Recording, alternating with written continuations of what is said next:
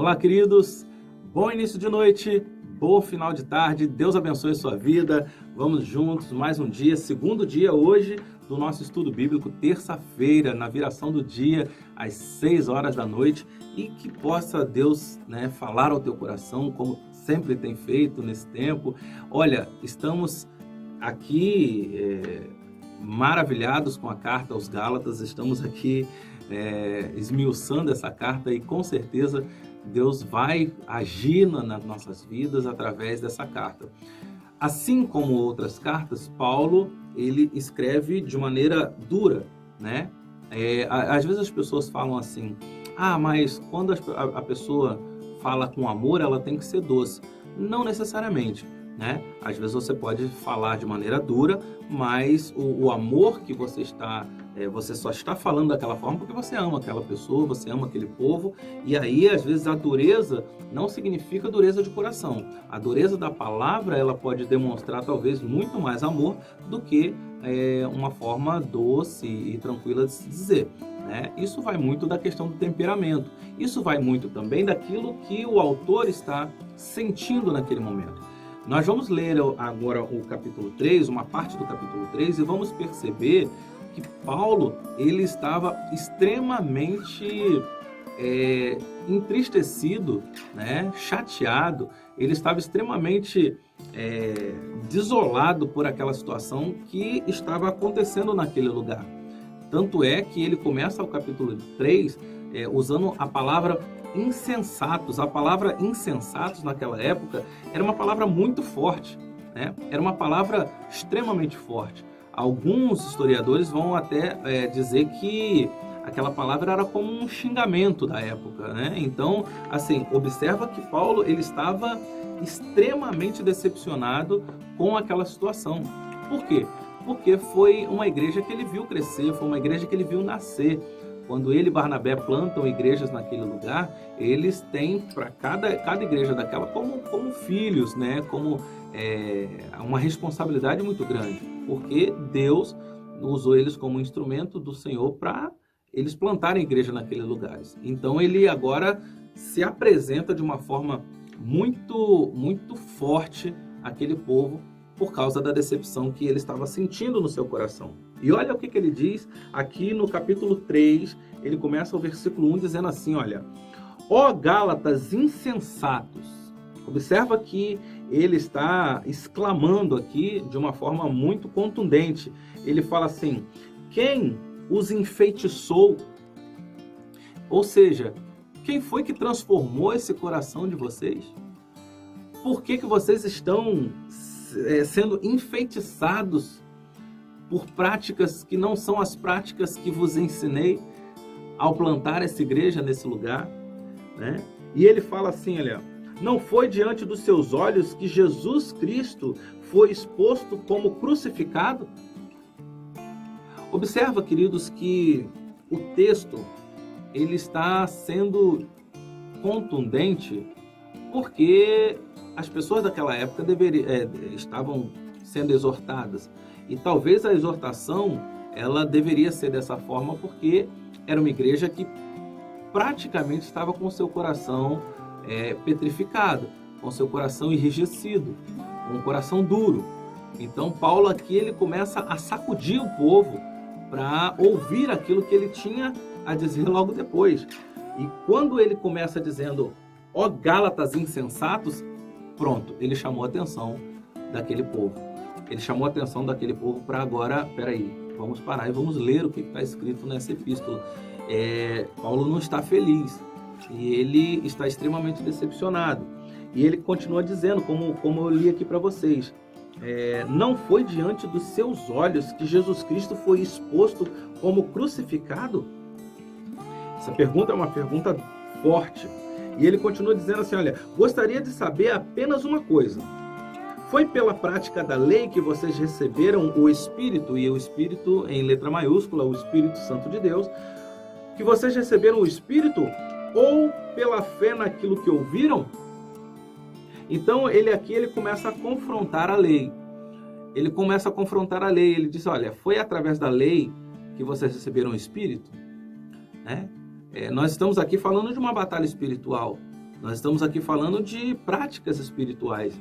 Nós estamos falando aqui de dons espirituais. Nós estamos falando de talentos, né, dados por Deus. Nós estamos falando aqui de frutos espirituais que foi dado por Deus, não pela lei. Então, quando ele começa a falar aqui dessa forma, ele está confrontando aquelas pessoas acerca da lei, da fé, né, para que depois ele venha falar da graça. Então, observa que agora no versículo 3 ele fala assim: será que vocês são tão insensatos? E ele usa a palavra novamente, insensatos, para mostrar a dureza dessa palavra, do que ele vai escrever depois. Será que vocês são tão insensatos que, tendo começado pelo Espírito, e aí novamente o Espírito Santo, querem agora se aperfeiçoar pelo esforço próprio? Vê se não parece algo comum nos nossos dias. As pessoas estão buscando, né, levar a igreja da forma que lhe apraz, não mais da forma que Cristo gostaria que fosse. Me chegou um determinado momento, né, do povo gálata e também dos nossos dias, e trazendo para uma aplicação pessoal dos nossos dias, quantas igrejas hoje elas deixaram de ser cristocêntricas e passaram a ser antropocêntricas, onde Cristo sai do centro e o homem entra no centro, onde a vontade de Deus ela não é agora a premissa, né, de uma vida cristã, né, mas a vontade do homem é que prevalece, né? Quantos de nós temos orado, por exemplo, para pedir para que a vontade de Deus se estabelecesse? Nós temos feito isso. Muitas vezes nós falamos: Senhor, que seja feita a tua vontade. Isso está inclusive na oração que Jesus nos ensinou, lá em Mateus, lá em Lucas. Agora observa algo interessante. Nós falamos que seja feita a tua vontade, mas no nosso coração mas desde que esteja dentro da minha vontade, desde que ela esteja ligada à minha vontade. Porque quando a vontade de Deus se estabelece e não é de acordo com aquilo que eu queria, com aquilo que eu pensava, eu me entristeço. Isso significa que eu quero que a vontade de Deus esteja alinhada com a minha vontade. E é exatamente o que Paulo está dizendo aqui. Quando ele fala lá: será que vocês são tão insensatos que, tendo começado pelo Espírito, querem agora se aperfeiçoar pelo esforço próprio? Ou seja, pela sua vontade, pelo teu esforço? Será que foi inútil sofrerem tantas coisas? Se é que foi inútil, ele continua dizendo. Olha só, aquele que dá o Espírito e o Espírito Santo novamente, e opera milagres entre vocês, realiza essas coisas pela prática da lei ou pela fé com a qual receberam a palavra? São muitas perguntas que Paulo faz aqui àquele povo, que é para confrontar, é para sacudir, é para mostrar àquele povo o seguinte: olha, vocês se afastaram, né, do verdadeiro propósito. Existe um propósito, né? E aí a expectativa ela tem que estar no propósito, não naquilo que nós queremos chegar. Por exemplo, você vai ver na Torre de Babel exatamente isso, né? Lá em 1 Pedro, a palavra vai dizer, Pedro vai dizer que Jesus ele é a rocha, ele é a pedra angular, ele é a pedra fundamental. Mas aí vamos lá em Gênesis, e aí o homem, né, que constrói a casa na areia, a Bíblia vai falar isso, né, é considerado um homem tolo, é um construtor tolo, ele é insensato. Aquele homem que constrói a casa na rocha, sobre a rocha, que é Cristo, ele é o sábio. Então, o que acontece? Lá na Torre de Babel, as pessoas começam a pensar o seguinte: chegam alguns construtores, né, logicamente tolos, que eles vão falar: não, agora nós vamos fazer tijolos.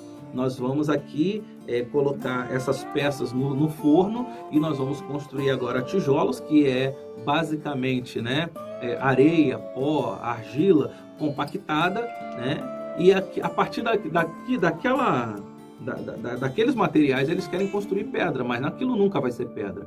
E aí eles começam a construir, porque o objetivo deles é chegar aonde? Até o céu, porque eles querem se aproximar de Deus. Então a expectativa agora passa a ser quem Deus é. a ter aquilo que derrubou Satanás, ou seja, o poder, ou melhor, derrubou Lúcifer, né? E depois se torna Satanás. Por quê? Ele quer aquilo que Deus é.